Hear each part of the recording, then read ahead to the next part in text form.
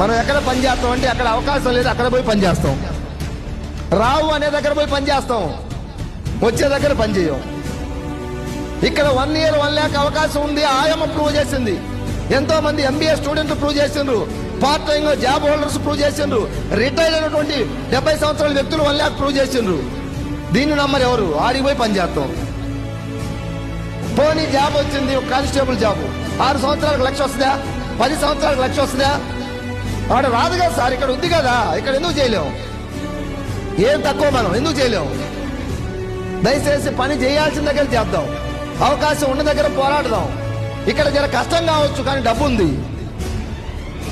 అక్కడ నీకు కష్టం లేకపోవచ్చు, డబ్బు లేదు. అక్కడ ఏసీలో కూర్చోబెట్టి ఉదయం నుంచి సాయంత్రం దాకా 10,000 జీతం ఇస్తే ఏం ఉపయోగం?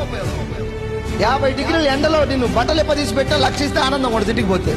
డబ్బు వస్తే ఆనందం,